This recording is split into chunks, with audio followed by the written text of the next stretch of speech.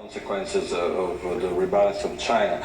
In particular, for instance, most of our countries, we don't have financial problems. We don't have bubbles. We don't have even excessive leverage. This gives us conditions to face and adjust to the new environment. But Brazil's in a particularly bad situation to handle this slowdown from China.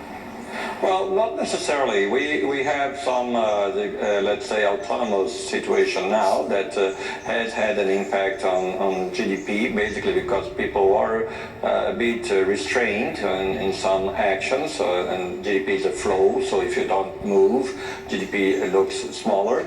But when you think that Brazil is a really broad-based economy, we have a lot of flexibility to respond to China. And for instance, with the change in exchange rate, the industrial sector that had been slow for the last few years is recovering.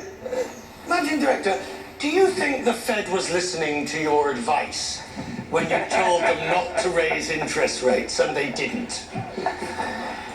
Well, I'm sure given how conscientious Janet Yellen is, she must have read the Article 4 that we produce annually on each and every large economy. And we did produce one on the US economy, in which we did say very clearly that given that we didn't see much movement in inflation, didn't see much movement in wage increases, we thought that to comply with her recommendations that it be data dependent, that the data should be solid and consistent before any decision to raise interest rates be made. So I think she's looking at her numbers, she's looking at her data, and she's drawing the right conclusions. I'll get the phrase data dependent in before you get it in.